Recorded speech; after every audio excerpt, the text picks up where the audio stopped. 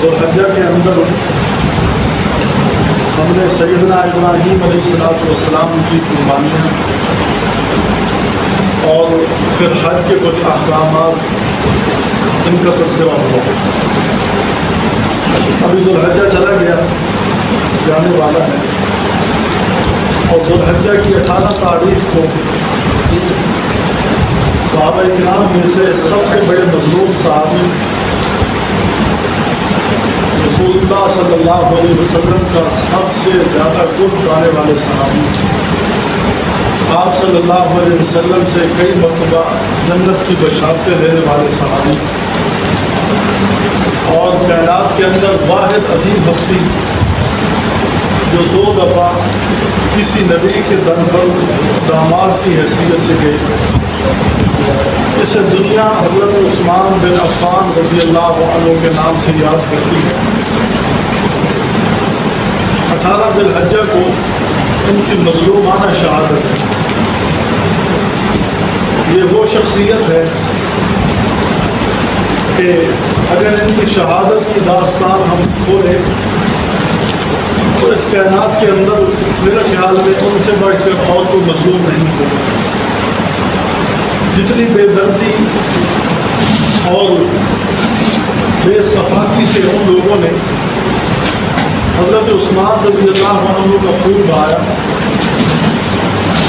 شاید ہی کائنات پر اتنا کسی اور کے ساتھ ظلم ہوا. یہ کون شخص ہیں جو چوتھے نمبر پر مسلمان ہوئے؟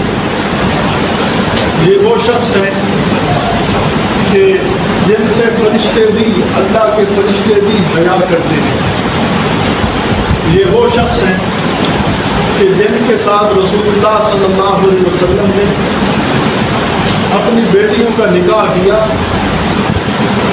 اور نکاح کرتے وقت فرمایا کہ میں نے جب بھی کوئی نکاح کیا ہے یا اپنی بیٹیوں کا نکاح کر کے لیا ہے، اپنی رہ سے نہیں، الا بوحی من اللہ، مگر اللہ کی طرف سے حکم. تو رسول اللہ صلی اللہ علیہ وسلم نے جب دوسری بیٹی سیدہ ام کلثوم رضی اللہ عنہا کو عثمان بن عفان رضی اللہ عنہ کے نکاح میں دیا تو فرمایا کہ طے میں کر رہا ہوں اور حکم اوپر سے آیا. آج اگر کوئی آدمی اپنی بیٹی کا نکاح کر کے دینا چاہے تو وہ اپنے داماد کے بارے میں سوچتا ہے، اگر اس کی سوچ سے باہر ہو تو لوگوں سے پوچھتا ہے. اگر کوئی بہن والے نکاح کر کے دینا چاہیں تو وہاں محلے والوں سے پوچھتے ہیں کہ ہم جو ہے نا فلاں کو اپنی بیٹی دے دیں، وہ کیسا آدمی ہے، فلاں آدمی کے ساتھ ہم بیٹی کا نکاح کر رہے ہیں، وہ کیسا آدمی ہے. دوسری اگر کوئی آدمی اپنی بیٹی کا نکاح کر کے کسی کو دینا چاہے تو وہ معلومات لیتے ہیں کہ ہمارا داماد کیسا ہے، وہ شریف ہے یا خبیث ہے، معاشرے کے اندر اس کی کوئی عزت بھی ہے یا معاشرے میں لوفر ہے، لوگ پوچھتے ہیں، تسلی کرتے ہیں۔ تو جس کو نبی اپنی بیٹیاں دے رہا ہے، جس کو نبی اپنی بیٹیاں دے رہا ہے اور بیٹیاں بھی اللہ کی مرضی سے دے رہا ہے، جس کے دل کو اللہ بھی جانتا ہے اور نبی بھی اس کو بیٹی حوالے کر رہا ہے، اس کے بارے میں کیا کیا ہے؟ تو فرمایا کہ اس سے فرشتے بھی حیا کرتے ہیں، اتنی بڑی شخصیت۔ اور جس نے زندگی بھر اپنا دایاں ہاتھ اپنی شرمگاہ کو نہیں لگایا، جب سے رسول اللہ صلی اللہ علیہ وسلم کے ہاتھ پر ہاتھ رکھا، فرمایا کہ یہ دایاں ہاتھ میں نے زندگی بھر اپنی شرمگاہ کو نہیں لگایا، کیونکہ یہ ہاتھ رسول اللہ صلی اللہ علیہ وسلم کے ہاتھ سے لگ چکا تھا۔ اتنا بڑا باحیا انسان اور اتنا بڑا سخی انسان کہ جس نے اہل مدینہ پر پانی تقسیم کر دیا، جہاں پانی نہیں ملتا تھا وہاں اس نے پانی تقسیم کر دیا، بیر عثمان، بیر روما کے نام سے۔ اتنا بڑا سخی عثمان کہ جس نے اپنی ساری دولت اسلام پر لٹا دی اور جس نے مسجد نبوی بنانے میں اپنا کردار ادا کیا، اپنی زمین خرید کر دی اور مسجد قباء اپنے پیسوں سے تعمیر فرمائی، اور جب بھی اسلام کو کوئی ضرورت پیش آئی تو اپنا ذاتی مال اسلام پر خرچ کیا۔ ایک دفعہ ایسا ہوا کہ قحط پڑ گیا، لوگ قحط کے مارے بڑے پریشان ہو گئے اور کہیں سے تو غلہ نہیں مل رہا، تو یہ بہت بڑا تاجر عثمان بن عفان، انہوں نے باہر سے یمن سے غلہ خریدا اور غلہ خرید کر واپس آئے۔ لوگ جو ہے نا بھوک سے مر رہے تھے، بہت زیادہ قحط پڑا ہوا تھا، بھوک کی وجہ سے پریشان تھے، جانور بھی بھوک کی وجہ سے خشک ہو گئے تھے، مریض چھوٹے ہو گئے تھے۔ تو وہ عثمان بن عفان کا قافلہ آ گیا، اب تاجر آ گئے مدینہ کے، وہ کہنے لگے کہ عثمان ہم سے سودا کر، ہم یہ غلہ لوگوں میں تقسیم کریں گے۔ تو عثمان نے فرمایا کہ کتنا دو گے؟ کہنے لگے ایک کے ساتھ ایک دیں گے، دگنا دیں گے، 1 روپیہ بچ کے لایا ہے، 2 روپے کا ہمیں دے دے۔ فرمایا نہیں، مجھے اس سے بھی زیادہ منافع مل رہا ہے۔ کہنے لگے 1 کے 2 لے لو، 1 روپیہ بڑا ہے، ہم آپ سے 3 روپے دے کر دیتے ہیں۔ کہنے لگے مجھے اس سے بھی زیادہ منافع مل رہا ہے۔ تو لوگوں نے کہا کہ 1 سے 10 تک 1 روپیہ بھر کے لایا ہے، ہم سے 10 روپے لے لو اور ہمیں وہ چیز دو۔ فرمایا نہیں دوں گا، مجھے اس سے بھی زیادہ مل رہا ہے۔ تو سارے تاجر ہاتھ جوڑ کے کھڑے ہو گئے، کہنے لگے کہ ہمارے اندر تو اتنی طاقت نہیں ہے کہ ہم اتنا مہنگا لیں اور لوگوں کو خرید فروخت کریں۔ سب واپس چلے گئے۔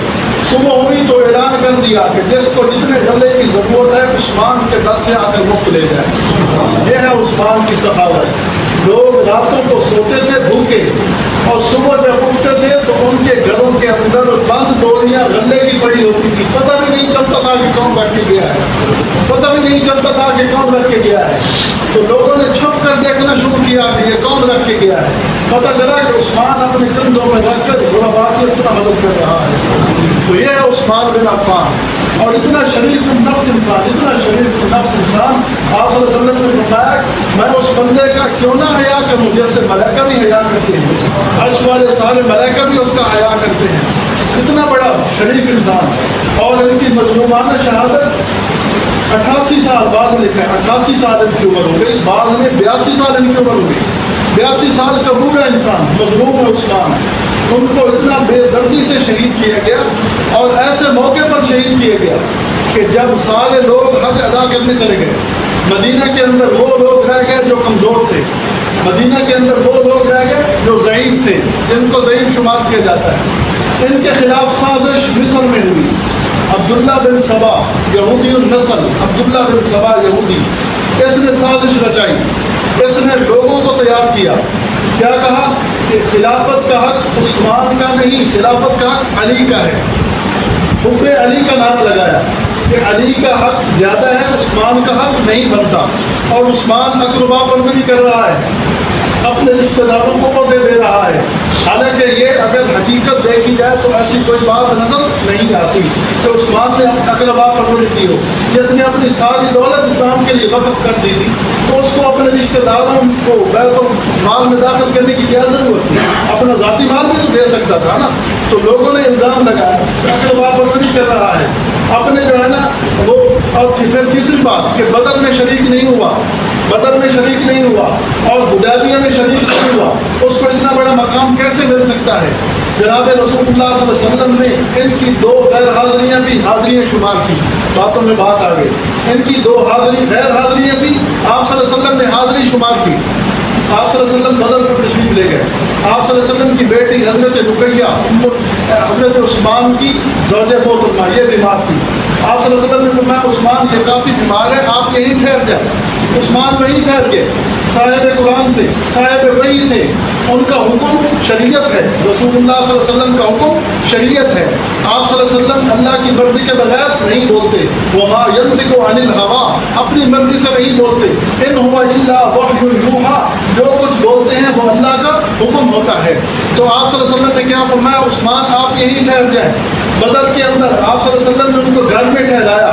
جب واپس آئے تو عثمان کو باقاعدہ طور پر فرمایا کہ عثمان تو یہاں ٹھہرا ہے، تجھے اللہ نے اہل بدر میں شامل کر دیا ہے، تجھے بدریوں میں شامل ہونے کا مقام مل گیا ہے. اور عثمان کو باقاعدہ طور پر رسول اللہ صلی اللہ علیہ وسلم نے حصہ بھی عطا فرمایا، جو غنیمت کا حصہ وہ بھی عطا فرمایا. اور آپ صلی اللہ علیہ وسلم حدیبیہ میں رکے ہوئے ہیں. ایک غیر حاضری کو آپ صلی اللہ علیہ وسلم نے حاضری شمار کیا. صاحب ہدایت ہے، صاحب وحی ہے، اپنی مرضی سے بولتے نہیں، جو کچھ کرتے ہیں اللہ کا حکم ہوتا ہے. اللہ کے حکم سے ہم یوں کہیں گے کہ اللہ نے حکم دے دیا اے میرے نبی عثمان کو بدرین میں شامل فرما دیجیے، ان کو اعزاز دے دیجیے. حدیبیہ میں رکے ہوئے ہیں، عثمان ادھر گئے ہوئے ہیں صلح کرنے کے لیے. آپ صلی اللہ علیہ وسلم کو خبر ملی عثمان کو شہید کر دیا گیا. فرمایا میں اس وقت تک پیچھے نہیں ہٹوں گا جب تک عثمان کا بدلہ نہیں لوں گا، عثمان کا قصاص نہیں لوں گا، اس وقت تک پیچھے نہیں ہٹوں گا.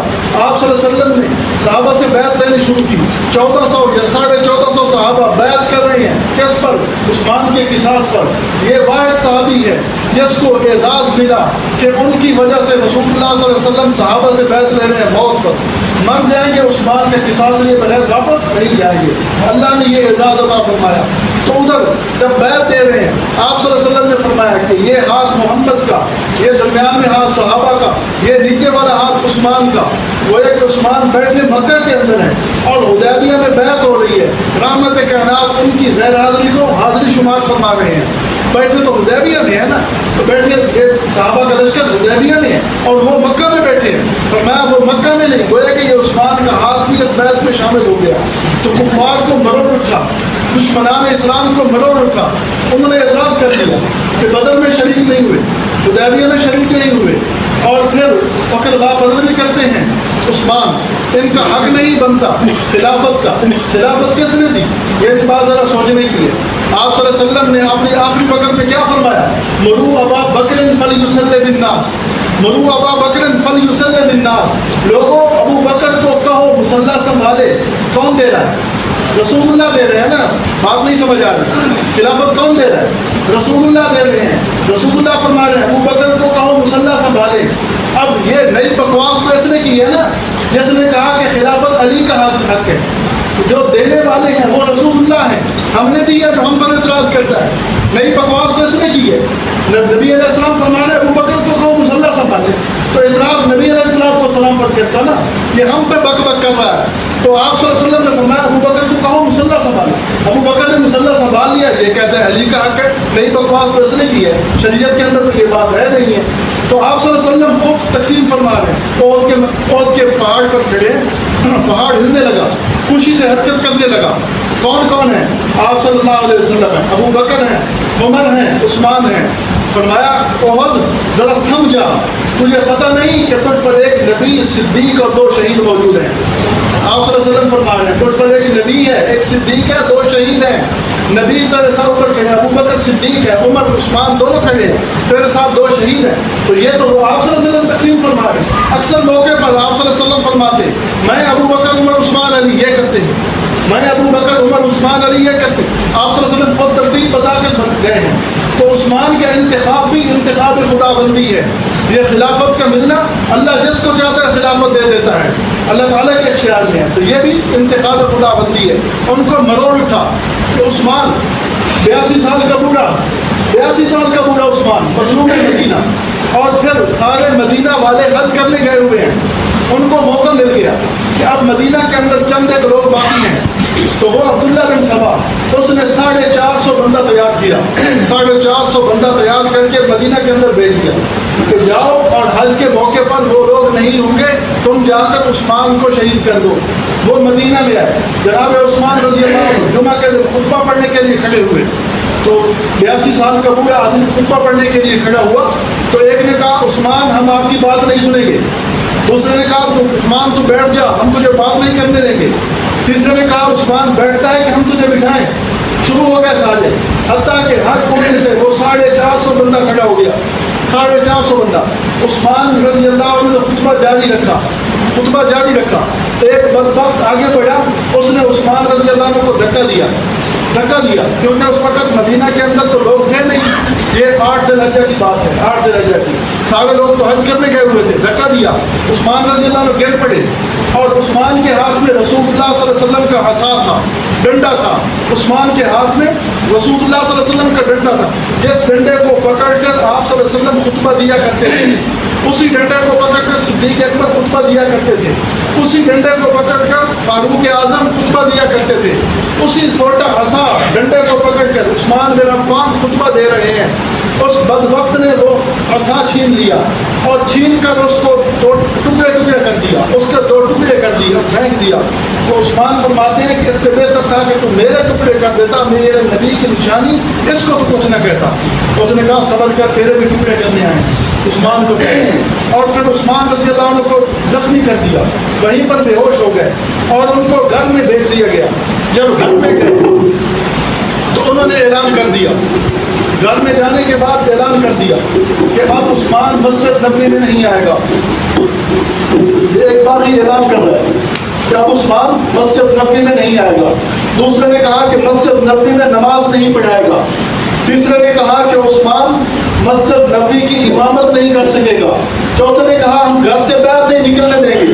یہ اعلان ہو گیا, اور اس اعلان پر انہوں نے عثمان رضی اللہ عنہ کا محاصرہ شروع کر دیا.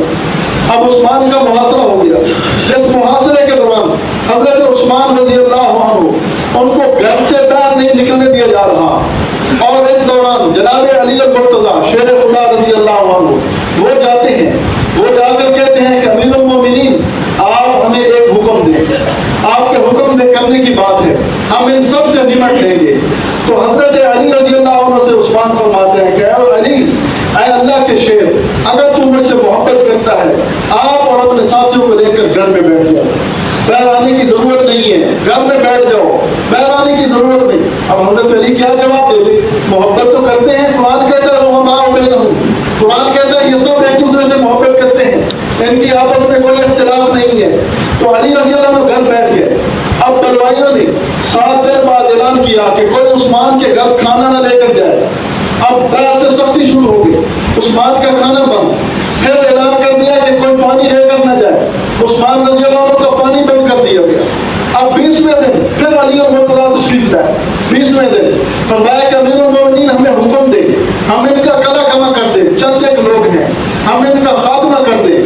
فرمایا کہ اے علی, آپ کو یہ بات اچھی طرح معلوم ہے کہ مجھے رسول اللہ صلی اللہ علیہ وسلم نے فرمایا تھا کہ تجھے خلافت کا قمیص پہنایا جائے گا, اس کو اتارنا نہیں. خلافت کا قمیص پہنایا جائے گا, اس کو اتارنا نہیں. لہذا مجھے خلافت کی قمیص ڈالی گئی ہے, میں اسے اتاروں گا نہیں. باقی رہ گیا کہ آپ ان سے لیں. میں یہ گوارا نہیں کرتا کہ میں عثمان کی وجہ سے مدینہ کی گلیوں کے اندر خون بہے, میں گوارا نہیں کرتا, لہذا تم گھر میں بیٹھ جاؤ. حضرت علی پھر مایوس ہو کر چلے گئے. حضرت علی رضی اللہ عنہ کو پھر پیغام بھیجا کہ علی میری طرف پانی بھیج دو, مجھے یہ لوگ پانی نہیں پینے دے رہے. تو علی اور مرتضیٰ رضی اللہ عنہ ایک بہت بڑا مشکیزہ انہوں نے اٹھایا, اور مشکیزہ اٹھا کر جو ہی قصر خلافت کے گرد آئے, ان ظالموں نے تیر مارا اور مشکیزہ پھاڑ ڈالا. وہ سارا پانی نیچے بہ گیا. تو علی اور مرتضیٰ کو اندر نہیں جانے دیا. انہوں نے اپنی پگڑی کتی وہ پانی میں بھگو کر اندر پھینکی کہ اے مظلوم مدینہ, یہ دیکھ لو کہ میں پانی لے کر آیا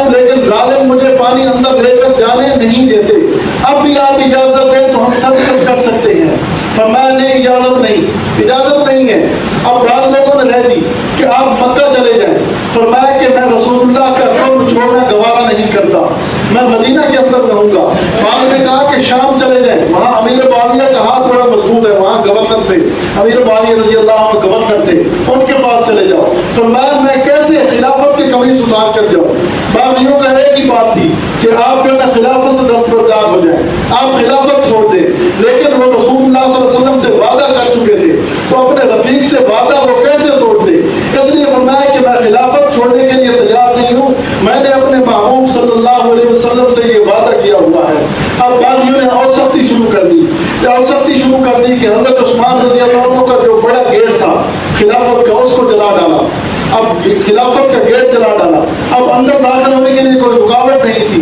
تو اس وقت جناب علی المرتضیٰ رضی اللہ عنہ نے اپنے دونوں شہزادوں کو مقرر فرما دیا، فرمایا کہ یہاں گیٹ پر تم کھڑے ہو، عثمان کے قریب کسی کو نہیں جانے دینا۔ تو اتنا بڑا ظلم، پانی بند، اب کھانا بند، کچھ بھی نہیں۔ پوچھا گیا کہ عثمان کیا حال؟ حضرت علی رضی اللہ عنہ پوچھتے ہیں کہ بھوک لگتی ہے تو کیا کرتے ہو، پیاس لگتی ہے تو کیا کرتے ہو؟ فرمایا کہ بھوک لگتی ہے تب بھی قرآن اٹھا کر اس کی تلاوت کرتا ہوں، جب پیاس لگتی ہے تو قرآن کی تلاوت کرتا ہوں، تو قرآن کی تلاوت کرتے ہوئے بھوک بھی ختم ہو جاتی ہے، پیاس بھی ختم ہو جاتی ہے، اور اللہ کی ذات پر بھروسہ کر کے بیٹھا ہوں۔ پھر 37واں دن ہو گیا، 37واں دن خلافت اندر بند ہے، محصول ہے۔ 37ویں دن جناب عثمان اپنے گھر کے چھت پر چڑھے اور چھت پر چڑھ کر لوگوں کو خطاب فرمایا۔ 82 سال کا بوڑھا عثمان، مظلوم مدینہ، خلافت کی قصر خلافت پر چڑھ کر لوگوں کو کہتے ہیں کہ اے لوگوں، آپ مجھے جانتے ہو کہ میں کون ہوں؟ کہا کہ میں عثمان بن عفان ہوں۔ آپ مجھے اچھی طرح جانتے ہو کہ جب تمہیں پانی پینے کے لیے نہیں ملتا تھا تو میں نے ساری دنیا کو پانی پلایا، آج مجھے میرے ہی کنویں سے پانی نہیں پینے دیتے، آج مجھے اس مسجد میں نماز پڑھنے کے لیے نہیں جانے دیتے جس مسجد کی زمین میں نے خرید کر دی تھی، مسجد نبوی، اور آج میرے ساتھ وہ ظلم کیا جا رہا ہے کہ جن لوگوں کو میں کھلا رہا تھا میرے ذاتی اخراجات سے وہ لوگ کھا رہے تھے، آج انہی لوگوں کو میرے قریب نہیں آنے دیا جا رہا۔ تم لوگوں کو حیا نہیں آتی، تمہیں میرا مقام معلوم نہیں ہے کہ مجھے رسول اللہ صلی اللہ علیہ وسلم نے اپنی 2 بیٹیاں ادا کر کے وہ اعزاز ادا کیا کہ کائنات کے کسی انسان کو وہ اعزاز نہیں ملا۔ تمہیں پتہ نہیں ہے کہ میں کون عثمان ہوں۔ فرمایا کہ رسول اللہ صلی اللہ علیہ وسلم نے فرمایا تھا لکل نبی رفیق و رفیقی فی الجنت عثمان، قیامت کے دن ہر نبی کا کوئی نہ کوئی ساتھی ہوگا اور جنت میں میرا ساتھی عثمان ہوگا۔ آپ صلی اللہ علیہ وسلم نے میرے بارے میں یہ فرمایا۔ یہ سب باتیں بھول چکے ہو اور تمہیں یہ بات معلوم نہیں کہ قرآن اس کے میں نے نسخے پورے خلافت میں پھیلا دیے، قرآن کی اشاعت کی، دین کی تبلیغ کی۔ یہ باتیں اس لیے کی کہ شاید یہ لوگ نرم پڑ جائیں، لیکن وہ ایک ہی بات کر رہے تھے کہ خلافت چھوڑ دو، خلافت چھوڑ دو۔ تو حضرت عثمان رضی اللہ عنہ چونکہ رسول اللہ سے وعدہ کر چکے تھے، اس لیے فرمایا کہ خلافت کی قمیص نہیں اتاروں گا۔ یہی تو خلیفہ کی عالی شان ہوتی ہے، مرتبہ ہوتا ہے کہ وہ اپنے منصب کو نہیں چھوڑتا۔ لوگ اپنی بادشاہت کو معاف کر دیتے ہیں لیکن اپنے آپ کو بچا لیتے ہیں۔ خلیفہ جو ہوتا ہے وہ خلیفۃ اللہ فی الارض ہوتا ہے، اللہ کا نائب ہوتا ہے۔ تو رسول اللہ سے وعدہ کیا ہوا تھا، اس لیے فرمایا کہ یہ کام تو کرنے کے لیے میں تیار نہیں ہوں، یہ چیز تو چھوڑنے کے لیے میں تیار نہیں ہوں۔ بالآخر 40واں دن ہو گیا، 40ویں دن سوئے، رات کو رسول اللہ صلی اللہ علیہ وسلم کی زیارت ہوئی۔ آپ صلی اللہ علیہ وسلم نے فرمایا کہ عثمان 2 باتیں ہیں، یا تو آپ چاہتے ہیں تو میں اللہ سے دعا کرتا ہوں، درخواست کرتا ہوں یہ سب تباہ ہو جائیں گے اور تم آزاد ہو جاؤ گے، یا پھر بڑے دن ہو گئے روزہ رکھا ہوا ہے، آج محمد کے دسترخوان پر افطاری کے لیے دعوت دے رہا ہوں۔ تو عثمان نے فرمایا کہ اللہ کے محبوب پورا ہو چکا ہوں، ہڈیاں کمزور ہو چکی ہیں، اب خلافت بہت وسیع ہو چکی ہے، اب سنبھالنا مشکل ہو گیا ہے، اے اللہ کے محبوب میں آپ کے پاس آنا پسند کرتا ہوں۔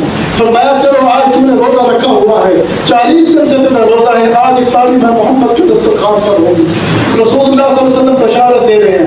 ادھر صبح تہجد کے وقت بیدار ہوئے، اپنی محبوبہ بیوی حضرت نیلہ کو بلایا، فرمایا کہ اے نیلہ میرے لیے ایک پاجامہ تیار کرو، جلدی جلدی تیار کرو۔ پاجامہ تیار ہو گیا۔ فرمایا خیر ہے امیر المومنین، آج پاجامہ پہلے تو آپ چادر پہنتے تھے، آج پاجامہ پہن رہے ہو۔ فرمایا کہ زندگی گزر گئی اسلام کے اندر، آج تک میری پنڈلیاں کسی نے نہیں دیکھی، آج تک میری پنڈلیاں کسی نے نہیں دیکھی، آج وہ وقت آ گیا ہے کہ میری آج پیشی ہے ادھر، اور ہو سکتا ہے کہ میری کوئی جسم کا کوئی حصہ ضائع ہو جائے، میں یہ گوانا نہیں کرتا، اس لیے میں پاجامہ پہن لیا، صبح کی نماز پڑھی گھر کے اندر اور پھر قرآن کی تلاوت کرنے بیٹھ گئے۔ عثمان تلاوت کر رہے ہیں اور غور بھی رہے ہیں، قرآن کا نسخہ سامنے پڑا ہے کہ 4 بدبخت اندر داخل ہوئے، پچھلی سائڈ سے اندر داخل ہوئے۔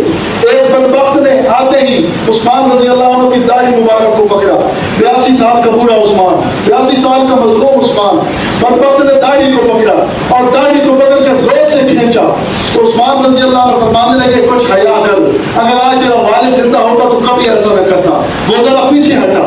تو دوسرا بدبخت، اس کے ہاتھ میں ایک لوہے کی سلاخ تھی، اس نے آتے ہی عثمان رضی اللہ عنہ کے سر پر وار کیا، ایک بوڑھے مظلوم کے سر پر وار کیا اور عثمان رضی اللہ عنہ کے جسم پر تیسرے بدبخت نے وار شروع کیے۔ حضرت نیلا کو چھڑانے کے لیے آئی، چوتھے بدبخت نے ان کی انگلیاں کاٹ ڈالی تو عثمان نے جب دیکھا کہ میری گھر والی کی انگلی بھی کٹ گئی، فرمانے لگے او ظالمو تمہیں دکھ مجھ سے ہے، مجھ سے تو نہیں ہے، ان پر تو ظلم کر رہے ہو، مجھ پر تو ظلم کرنا ہے وہ کر لو، ان کو تو کچھ نہ کہو۔ تو آخری وقت تک اپنی عزت کی حفاظت کے لیے بات کرتے رہے۔ عورت جو ہے نا وہ مرد کی ذمہ داری ہوتی ہے، مرد کی اپنی جان پر کھیل کر کے اپنی عورت کی عزت کی حفاظت کرنا مرد کی ذمہ داری ہوتی ہے۔ تو عثمان نے فرمایا کہ ظالموں تمہیں دکھ مجھ سے ہے، وہ دکھ مجھ سے نکالو۔ ایک بدبخت ان کے سینے پر چڑھ کر بیٹھ گیا اور خنجر سے وار کرتا رہا، حتیٰ کہ حضرت عثمان کو ایسے ذبح کر ڈالا جیسے بکرا ذبح کیا جاتا ہے۔ یہ تاریخ کی بات ہے، تاریخ اٹھا کر دیکھو، جیسے بکرے کو ذبح کیا جاتا ہے ایسے عثمان رضی اللہ عنہ کو شہید کر دیا گیا۔ اور شہید کرنے کے وقت وہ حضرت عثمان نے فرمایا بدبختو ظالمو تمہیں کوئی جگہ نہیں ملے گی، تم نے میرے ساتھ ظلم کیا ہے، تمہیں کوئی جگہ نہیں ملے گی۔ وہ ظالم چلے گئے شہید کر کے۔ حضرت نیلا چھت پر چڑھی، انہوں نے اعلان کر دیا کہ یا ایھا الناس، اے لوگوں سن لو، قد قتل امیر المؤمنین، حضرت امیر المؤمنین کو شہید کر دیا گیا۔ اب ظالموں نے پیر پہ لگا دیا، اب انہوں نے کہا کہ جو کوئی خلافت کے اندر جائے گا، قصر خلافت میں جائے گا، ہم اس کا کلا کما کر دیں گے، ہم اس کو زندہ نہیں چھوڑیں گے۔ حضرت عثمان رضی اللہ عنہ کو انہوں نے ایسے ہی چھوڑ دیا اور کہا کہ ان کو کسی کو کفن دینے کی اجازت نہیں، کسی کو ان کا جنازہ پڑھنے کی اجازت نہیں۔ ہر طرف باقی دندنا رہے ہیں، 18 ذی الحجہ کی بات ہے، باقی سارے طاقتور لوگ مکہ مکرمہ گئے ہوئے ہیں۔ عثمان نے اجازت نہیں دی وہاں جہاد کرنے کی کہ میری وجہ سے مدینہ کے اندر خون نہ بہے، انہوں نے یہاں تک تحفظ دیا، لیکن وہ بدبخت دندنا رہے ہیں اور جو لوگ طاقتور ہیں وہ عثمان رضی اللہ عنہ کی وصیت کی وجہ سے آگے نہیں بڑھ رہے۔ اب وہ ظالم کہہ رہے ہیں کہ کوئی ان کا جنازہ نہیں پڑے گا، جو جنازہ پڑے گا ہم اس کے ساتھ یہ کر دیں گے وہ کر دیں گے۔ دوسرا دن ہوا، 24 گھنٹے گزر گئے، ایک بدبخت اندر داخل ہوا تو حضرت نیلا سمجھی کہ شاید جو خیر خواہ ہو، اس نے حضرت عثمان کے چہرے سے چادر ہٹائی اور چادر اٹھا کر زوردار تھپڑ لگا دیا۔ حضرت عثمان 1 دن ہو گئے شہید ہوئے، 24 گھنٹے ہو گئے شہید ہوئے، اور ان کے منہ پر تھپڑ لگا دیا۔ ابھی تک ان ظالموں کا غصہ ٹھنڈا نہیں ہو رہا۔ یہ ہیں اسلام کے جرنیل، جنہوں نے اسلام کی خدمت کی تو کفر آج تک ان سے گھبراتا ہے۔ کفر کے انہوں نے پشت میں ایسے چھلے گھومے کہ آج تک کفر کب کب آتا ہے، آج تک۔ تو اس وقت جو عثمان سے ان کو تکلیف پہنچی وہ تکلیف کا بدلہ لے رہے ہیں عثمان رضی اللہ عنہ۔ حتیٰ کہ روایات کے اندر، تاریخی روایات کے اندر لکھا ہے کہ 3 دن عثمان کی لاش وہیں پڑی رہی، 3 دن۔ تیسرے دن ام حبیبہ حضرت امیر معاویہ کی بہن، رسول اللہ صلی اللہ علیہ وسلم کا حرم، آپ صلی اللہ علیہ وسلم کی زوجہ مطہرہ ام المؤمنین سیدہ ام حبیبہ، انہوں نے اعلان فرمایا، انہوں نے کہا کہ لوگوں عثمان کے ساتھ جتنا تم ظلم کر چکے ہو یہ دیکھ لو، آج اگر تم عثمان کو دفن نہیں ہونے دو گے تو میں اپنی چادر اتار کر باہر آ جاؤں گی۔ کیا مطلب؟ اگر نبی کی زوجہ چادر اتار کر باہر آئی تو آسمان سے پتھر برسیں گے، آسمان سے تم پر پتھروں کی بارش ہوگی، آگ کی بارش ہوگی۔ لوگ سمجھ گئے کہ اگر نبی کی زوجہ اتنا بڑا دکھ برداشت نہیں کر سکی اور وہ باہر آئی تو یہ معاملہ ہوگا۔ اس وقت باغیوں نے کہا ٹھیک ہے ہم پیچھے ہٹتے ہیں، عثمان کو دفن کر دو، لیکن اتنا ضرور کرنا کہ عثمان کے جنازے میں زیادہ بندے شریک نہ ہوں۔ 4 آدمی تھے، 4 آدمی، 44 لاکھ مربع میل پر اسلامی حکومت کرنے والا حکمران، 44 لاکھ مربع میل پر اسلامی حکومت کرنے والا مظلوم حکمران عثمان۔ جب جنازہ اٹھا تو صرف 4 بندے، علی المرتضیٰ، حسن ابن علی، حسین ابن علی اور محمد بن ابو طلحہ، یہ 4 صحابی جنازہ اٹھانے والے۔ اور جب جنازہ اٹھا کر لے کر جا رہے ہیں تو جنازہ ہو، نوجوان کا جنازہ ہو تو لوگ کہتے ہیں کہ بھیا نوجوان آ رہا ہے، اس پر خون کی پتیاں نچھاور کرو۔ یہ تو مظلوم 82 سال کا بوڑھا عثمان، اس کا جنازہ گزر رہا ہے، جب مدینہ کی گلیوں سے گزرا تو ظالموں نے اندر بیٹھ کر چھتوں پر کھڑے ہو کر اوپر پتھروں کی بارش کی، اتنا بڑا ظلم کیا. اور جب رسول اللہ صلی اللہ علیہ وسلم کے روضہ کے سامنے یہ جنازہ گزرا تو ایک آواز دینے والے انہی میں سے آواز دی، اے محبوب دیکھ لو آج آپ کے وعدہ وفا کرنے والے جا رہے ہیں. جو جنازہ اٹھا کر جا رہے تھے نا انہی میں سے ایک نے آواز دی، آپ سے وعدہ وفا کرنے والے جا رہے ہیں. تو رسول اللہ صلی اللہ علیہ وسلم کے دل پر کیا گزری ہوگی کہ جب عثمان سامنے گزرا اتنے مظلومانہ حالت میں، ان ظالموں نے کہا کہ ہم ان کو نبی کے ساتھ دفن بھی نہیں ہونے دیں گے. تو آپ صلی اللہ علیہ وسلم کے ساتھ دفن بھی نہیں ہونے دیا اور پھر ان کو کہا کہ پیر کسی جگہ میں دفن کرو. تو اللہ نے وہ جگہ جنت البقیع میں شامل کر دی. جہاں عثمان کو دفن کیا گیا وہ کہہ رہے تھے جنت البقیع میں دفن نہیں کرنا. جو لوگ دیکھ کر آئے ہیں آج اللہ نے عثمان کی کرامت ظاہر ہوئی کہ اللہ نے وہ قبر جنت البقیع کے درمیان میں کر دی ہے. عثمان کی قبر جنت البقیع کے درمیان میں ہے تو وہاں ان کو دفن کیا گیا. اتنا مظلومانہ اتنا ظلم کر کے ان کو شہید کیا گیا. لیکن عثمان کی عظمت کے کیا کہنے، عثمان کے صبر کے کیا کہنے. کہنے لگے کہ میں اپنی جان تو دے دوں گا لیکن نبی کے شہر میں اپنے لیے خون گوارا نہیں کروں گا. یہ عثمان کی عظمت ہے، عثمان کی شان ہے. اتنا بڑا ظلم ان کے ساتھ کیا گیا لیکن آج لوگ ان کو گالیاں دیتے ہیں. آج عثمان رضی اللہ عنہ پر تبرہ کرتے ہیں، زبانیں کھولتے ہیں. ذرا ان کی زندگی تو پڑھ کر دیکھیں، ان کی قربانیاں تو پڑھ کر دیکھیں کیسے ان لوگوں نے زندگی گزاری. آج جو ہمارے پاس قرآن مجید موجود ہے جس نسخہ کو ہم پڑھتے ہیں یہ نسخہ عثمانی ہے. یہ عثمان کا احسان ہے کہ عثمان نے احسان فرمایا کہ آج قرآن کے نسخے ہمارے پاس موجود ہیں. یہ انہوں نے پوری خلافت کے اندر پھیلا دیے اور آج بھی دین عثمان موجود ہے. آج بھی عثمان رضی اللہ عنہ کا نام کا میٹر چل رہا ہے اور اس پر بجلی کا بل آتا ہے. عثمان کی سخاوت تو آج تک جاری ہے، عثمان کی فیاضی تو آج تک جاری ہے. لیکن یہ ظالم لوگ ان کا مقام نہ سمجھ سکے اور آج بھی ظالم ان سے جلتے ہیں. آج بھی ظالم ان کو گالیاں دیتے ہیں، حیا نہیں کرتے جیسے فرشتہ بھی حیا کرتے ہیں، جس کا فرشتہ بھی قدر کرتے ہیں. آج بھی لوگ ان پر ترس نہیں کھاتے، حیا نہیں آتا، بس اپنی من مانی. خلافت دینے والے رسول اللہ صلی اللہ علیہ وسلم اطلاع اہل سنت والجماعت پر یہ خلیفہ اول نہیں مانتے. ہم خلیفہ اول تو اسی کو مانیں گے جس کو رسول اللہ نے بنایا. رسول اللہ نے فرمایا منو ابا بکر فلیصلی بالناس، ابو بکر کو کہو مصلی سنبھالے. خلافت دینے والے تو رسول اللہ ہیں، ہم تو رسول کی بات مانیں یا اس بدبخت کی بات مانیں جو کہتے ہیں ان کا حق ہے ان کا حق ہے. اگر ان کا حق ہوتا تو نبی کو پتہ نہیں تھا؟ ان کو زیادہ پتہ ہے کہ کس کا حق ہے. رسول اللہ صلی اللہ علیہ وسلم نے شریعت مکمل کر دی، اللہ نے سارے احسانات مکمل کر دیے، نعمتیں پوری کر دی، کوئی کام باقی نہیں تھا. آج یہ نئی باتیں لے کر دین کے اندر کھڑے ہو گئے. صحابہ کرام پر تبرہ، کوئی کسی کے آئے کا تبرہ کر رہا ہے، کوئی کہیں بکواس کر رہا ہے. صحابہ کرام جیسی مظلوم ہستی کوئی نہیں. حضرت عثمان کی داستان یہ اور زیادہ ظلم کی طرف جاتی ہے کہ ان کے ساتھ کتنا بڑا ظلم کیا گیا. اللہ ہمیں صحابہ کرام کا مقام سمجھنے کی توفیق عطا فرمائے، ان لوگوں سے صحیح عقیدت اور محبت نصیب فرمائے. یہ صحابہ کرام بنو امیہ بنو ہاشم یہ پہلے اگرچہ ان کے درمیان اختلاف تھے لیکن اسلام نے آ کر سب اختلاف ختم کر دیے. بنو امیہ کی بیٹیاں بنو ہاشم کے گھر ہیں، بنو ہاشم کی بیٹیاں بنو امیہ کے گھر ہیں. کوئی دشمنوں کو بھی بیٹیاں دیتا ہے. یہ تو آپس میں وہ ہمارا بیٹا ہوں. قرآن کہتا ہے یہ سب آپس میں شیر و شکر تھے. تو آج سوشل میڈیا کا دور ہے، لوگ جناب بڑی منافرت پھیلا رہے ہیں. کوئی عثمان کے خلاف بکواس کر رہا ہے، کوئی جناب اپنی تحقیق کر کے لوگوں کے سامنے لا رہا ہے. لیکن بات وہی ہے جو اللہ کے رسول نے فرما دی.